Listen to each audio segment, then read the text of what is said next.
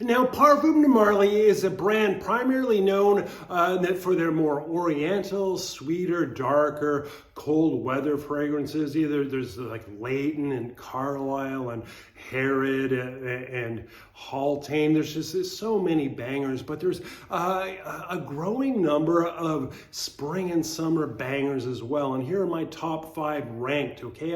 The first one at number 5 is Perseus, okay? Perseus is a sparkling, energetic, citrus aromatic with zesty grapefruit. There's green mandarin, lots of vetiver, a woody, musky base. This is their take on Terre de Hermes. Now, the performance could be better and it could be more unique. It's an okay fragrance, but I personally wouldn't own it. I would actually just go and buy Terre de Hermes instead. And if you have a lot of extra money, I would actually opt for something like Rogers Isala Blue, which is a better an improvement on Terre de Hermes in my opinion, but you have to pay for it.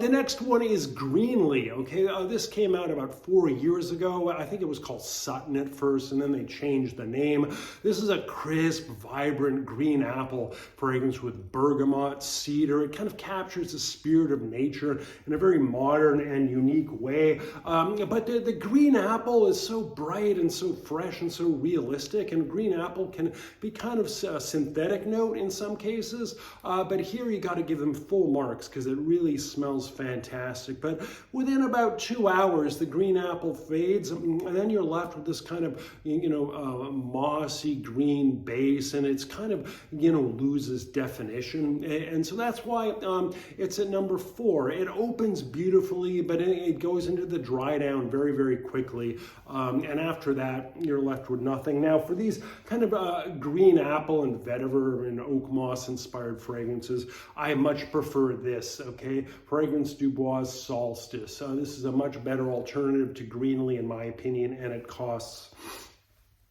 about the same.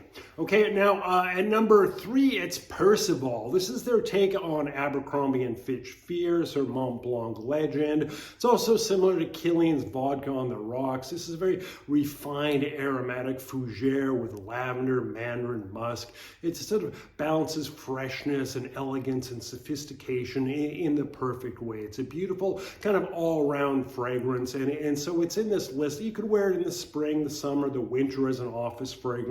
Now, there's a new fragrance called Castley, which I haven't tried yet because it just came out, and that could replace Percival because Castley is sort of a spring and summer scent only, and Percival is an all-year-rounder, but it's still here in the top 5. The next is Galloway. It doesn't get a whole lot of love. This is a very minimalistic scent. It's very striking.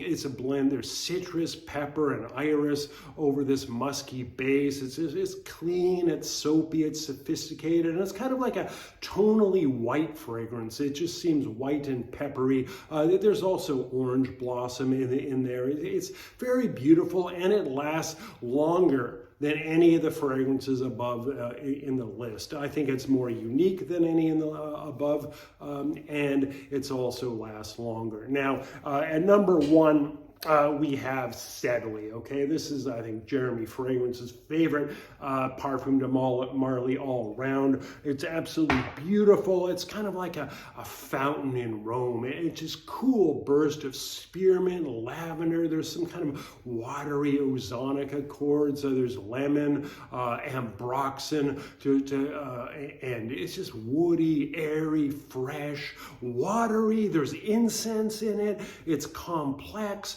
but it lasts and lasts and lasts. So when it first came out, people complained about the performance. I know someone called it Sadly instead of Sedley, but I don't have a problem with performance.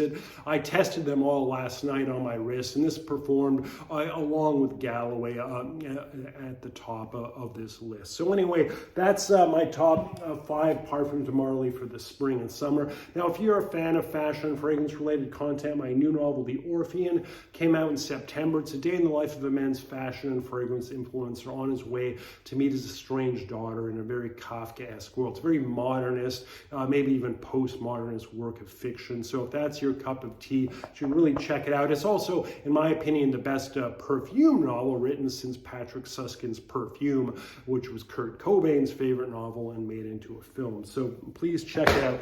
Anyway, thanks for listening, and don't forget to like, comment, and subscribe.